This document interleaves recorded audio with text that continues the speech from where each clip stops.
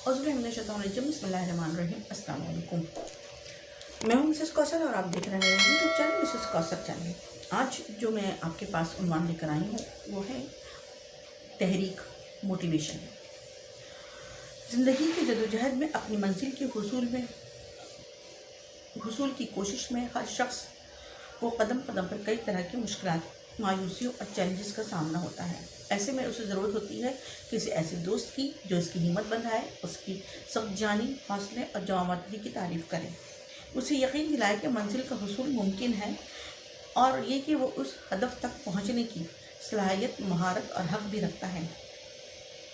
वही लोग जो आपको आपके इस बासलाहियत और काबिल होने का एहसास दिलाते हैं, जो मुश्किलात में आपको पुरअज़म रहने की तरग़ीब देते हैं, जिन्हें आपकी जुर्रत, इस्तक़ामत और लगन पर मुकम्मल भरोसा होता है, जिन्हें आपके जज्बों पर कोई शक नहीं होता और जो आपके लिए एक मुस्तक़िल तहरीक की हैसियत रखते हैं, वही आपकी पसंदीदा शख्सियत होते हैं।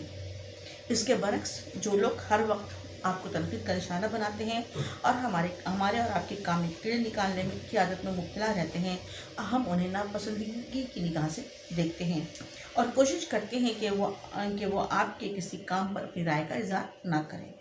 दूसरों की हौसला अफजाई करना, उन्हें उनकी काबिलियत और सलाहियत और तवानाइयों का एहसास दिलाकर पुरजोश रखना और उन्हें मक़ासद को बआसानी हासिल करने के लायक बनाना एक ऐसी महारत है जिसे सीखना ज़िंदगी की सबसे बड़ी इन्वेस्टमेंट है। तहरीक या मोटिवेशन की दौलत बहुत कम लोगों के पास होती है। हम दूसरों की हौसला अफजाई करते हैं या उनकी आस तोड़ते हैं, उसका इन्हिसार हमारी मोटिवेशन की सलाहियत पर है। बाज़ लोग पूरी ज़िंदगी किसी के भी काम को नहीं सराहते और ना ही इस बात की ज़हमत गवारा करते हैं कि उनके किसी भी काम की तारीफ़ की जाए।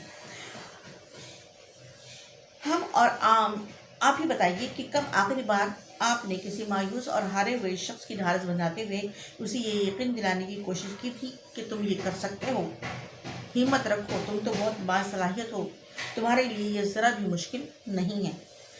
क्या आप ज़ाती तौर पर इस बात की शिकायत नहीं करेंगे कि दूसरों ने भी कभी भी आपकी सलाहियतों और काम का सही मानों में एतराफ़ नहीं किया? हौसला अफजाई के बोल रोके रखने एक ऐसा मनफी रवैया है, यानी कि नेगेटिविटी है, जो कामयाबी को दीमक की तरह चाट जाता है। बिजली के मुआजिर एडिसन को एक दफ्तर में काम करते हुए उसके बॉस ने सख्ती से कहा, तुम अपने ये खिलौने उठाकर यहाँ से दफ़ा हो जाओ, तुम्हें यहाँ खेल खेलने के लिए तनख्वाह नहीं दी जाती।